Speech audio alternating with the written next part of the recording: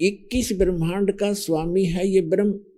और गीता अध्याय नंबर 15 के श्लोक नंबर 18 में कई भक्त कहते हैं, हमारे भक्तों को कुछ कहते हैं दोबार के व्यक्ति के, तुम्हारे गुरुजी 15वें अध्याय के 18वें श्लोक के बारे में क्यों ना बोलते। उसमें खुद कहता है ये कि मैं पुरुषोत्तम हूँ, लोक और वेद में मैं पुरुषोत्तम हूँ, सबसे उत्तम श्रेष्ठ हूँ। अब ये उसका डिफाइन आपको कर दिया, ये कैसे पुरुषोत्तम कहता अपने आप को। अब जो अक्षर पुरुष है ये 7 शंख ब्रह्मांड का स्वामी है। 7 शंख माने नील, पद्म, शंख, जैसे गणित की ये गिनती है, लाख, 10 लाख, करोड़, 10 करोड़, अरब, खरब, ऐसे। फिर नील, पद्म, तो शंख, ये लास्ट अंतिम गिनती है अपने भारतवर्ष की जो देवनागरी के अंदर। तो उसके 7 शंख ब्रह्मांड का वो स्वामी है, 7 शंख। और कितने ब्रह्मांड हैं? असंख्य। हमारे लिए अनगिन, लेकिन परमात्मा के लिए तो वो काउंटेबल है ही है, उसको तो सब पता है। तो ऐसे ऐसे ना जाने कितने ब्रह्मांड हैं, उन सब का मालिक है वो परम अक्षर ब्रह्म।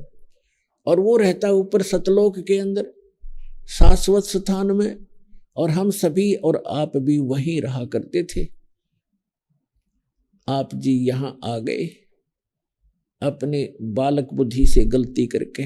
जितने भी चींटी से लेकर हाथी तक, रंक से लेकर राजा तक, देवता ब्रह्मा विष्णु महेश तक, दुर्गा और इस ज्योति निरंजन तक, हम सभी वहां रहा करते थे, सतलोक में रहा करते थे। आपके सभी मकान वहां खाली पड़े, महल।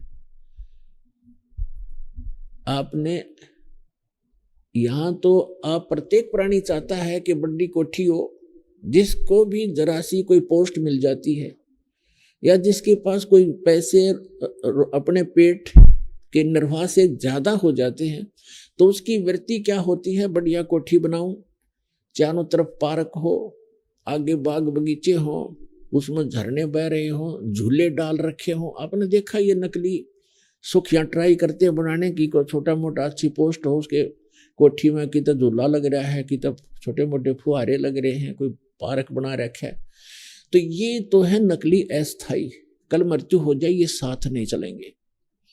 और सतलोक के अंदर बहुत लंबे चौड़े आपके प्रत्येक का अलग अलग दूर दूर स्थान है, अलग अलग बाग बगीचे हैं, हर तरह सदा बाहर उसमें फल लगे रहते हैं, फुहारे छूट रहे होते हैं, हीरे पन्ने लालों के तो वहां पर पहाड़ हैं, जैसे यहाँ पत्थर के पहाड़ हैं। तो ऐसे लोग को छोड़कर हम यहाँ आगे, एक हीरा मिल जाए किसी ने, ओहो छुपाई फिरे, का बहुत बड़ी चीज मिल गई, और वहां ठोकरों में पड़े ये हीरे आपके। तो कहने का भाव ये है कि हम उस सुख में सथल को छोड़कर अपनी बालक बुद्धि से गलती से यहाँ फंस गए। और यहां से निकालने का तरीका केवल वो समर्थ ही बताता है। ये काल भगवान हमें इस ज्ञान का पता नहीं लगने देता। परमेश्वर ने जब हम गलती करके आए थे, उसी समय कुछ समय के उपरांत ये पूरा ज्ञान, सूक्ष्म वेद इंक्लूडिंग 4 वेद, ये सारा ज्ञान भेज दिया था, फैक्स कर दिया था इस काल यानी सर्वपुरुष ज्योत स्वरूपी निरंजन के अंतःकरण में। और इसने जब अपने आप, जैसे किसी को उल्टी गिरती है, उसके बस की बात नहीं रोक ले, जैसे छींक आती है तो छींकों को रोक नहीं सकता कोई। तो इसी प्रकार परमात्मा ने ऐसी व्यवस्था करके इसके शरीर में भेज दिया।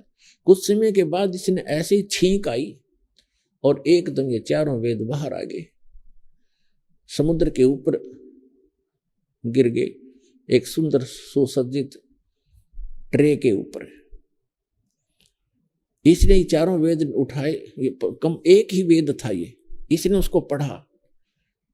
फिर इसने देखा कि इसके अंदर उस परमात्मा की पूरी जानकारी है, उस सतलोक की जानकारी है, वहां की व्यवस्था की जानकारी है। और मेरे अंतर्गत जितने प्राणी हैं, इनको वो पता लग गया, सब भाग जाएंगे। और तेरे को श्राप लगा, इसको श्राप लगा है इसकी गलती से 1 लाख मानव शरीरधारी प्राणियों का नियत आहार करने का।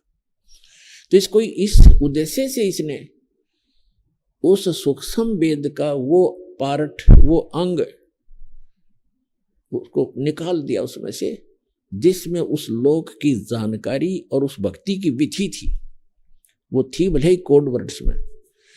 तो इसने वो बिल्कुल जानकारी समाप्त कर दी और वो वेद रख जरूर दिए, क्योंकि यहाँ के इसको भी चाहिए थे, इसके ऋषि मुनियों को इसमें जख मारने के लिए वो रख दिए, जिसमें कोई मोक्ष मार्ग नहीं है, ज्ञान अवश्य है इन चारों वेदों में। और मंत्र अपने अपने सत्र का छोड़ दिया, ओम मंत्र छोड़ दिया, बाकी खत्म कर दिया।